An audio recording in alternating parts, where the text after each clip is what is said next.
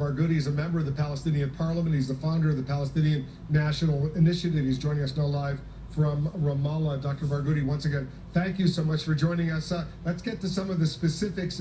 See if you have the answers. I'm not sure you do, but maybe you do. If Israel does begin a brief, let's say 12-hour pause tomorrow morning, 7 a.m. local time, and stops its attacks in Gaza, do you think Hamas will stop launching rockets and missiles into Israel during that brief 12-hour pause?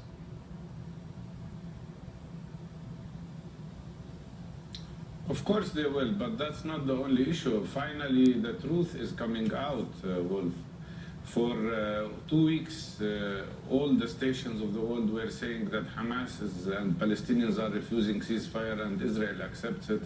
Now it is clear that Israel is rejecting Kerry's proposal and Mr. Ban Ki-moon's proposal for a ceasefire at least for 7 days. 12 hours is nothing. And that means Israel is rejecting ceasefire. And that is, of course, a problem. On the other hand, it was always said that Palestinians are divided on this issue. It is clear now that Palestinians are unified. And in my opinion, Israel is dragging itself into a very serious problem because its government is not showing that to be the most extreme, but it seems also the most stupid, because now there is an explosion in the West Bank. Yesterday, we had the most peaceful march ever, with the largest participation in our history. More than maybe 30 or 40,000 people participated. Israel responded by shooting people.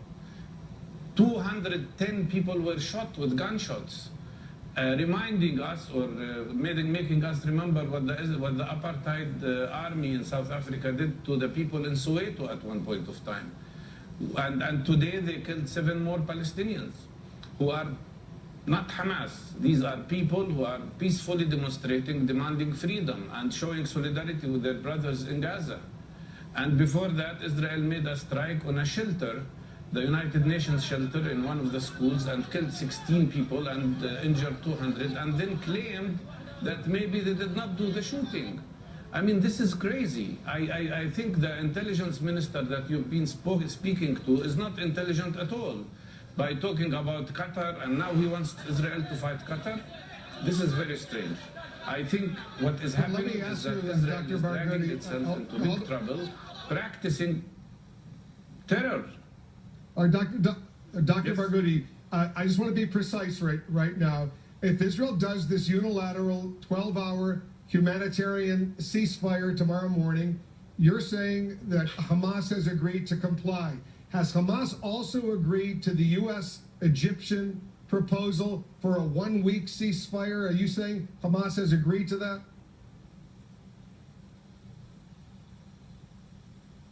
Not only Hamas, but all Palestinians.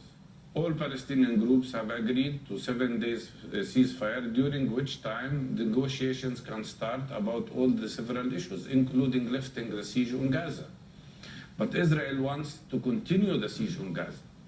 And now when they speak about demilitarizing Gaza, they don't tell us anything about demilitarizing the Israeli areas around Gaza, for instance.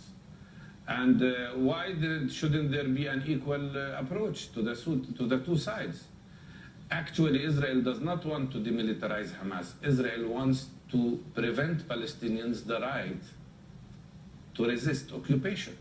The right, even in peaceful means like we do in the West Bank. They want to take away from us the right to say we want our rights. They want to take away from us even the possibility of marching peacefully in the best traditions of Gandhi and Martin Luther King. And when we do, they shoot us. This is totally unacceptable. And they are denying and negating the fact that the cause of all these troubles and all this violence is the continuation of occupation of West Bank and Palestinian territories. And if they are ready here's the question, Dr. Barghouti, and ready to end the system of apartheid, we will not only have ceasefire, but we will have peace. Well, here's the question. A lot of us are worried about this, and I'm sure you're worried about it as well. Given the feelings now among the Palestinians in the West Bank, and we saw the demonstrations overnight, given those feelings, are we now on the eve of a third intifada?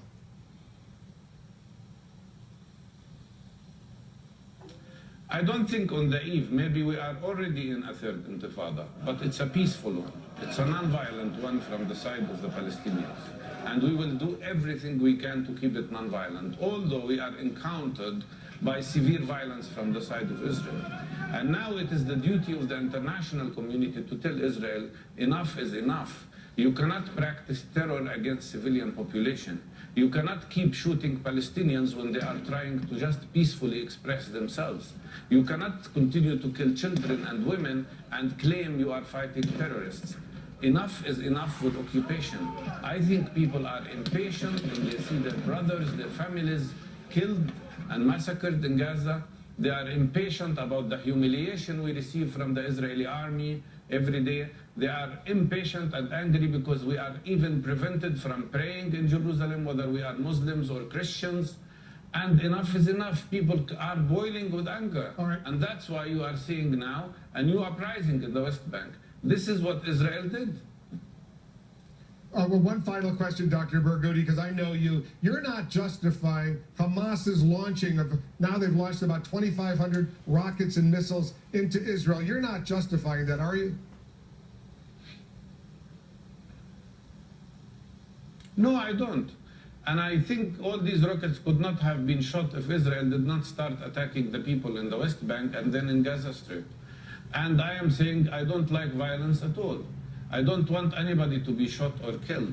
But I am saying you can't tell me that Israeli lives are precious and Palestinians are not. Nobody can tell me that Israel should have security but Palestinians can't have security. I mean, you have shown the results. 36 Israelis killed. I don't want any of them to be killed. But on the other side, we have more than 870 Palestinians killed. We're equal human beings.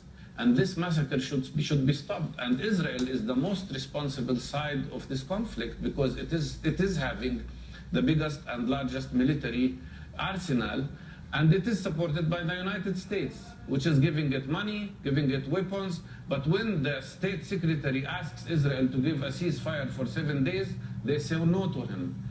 They say no to him, and they say no to Ban Ki-moon, the representative of the United Nations. They are actually saying no to international legitimacy and they are trying to be impunitive to international law.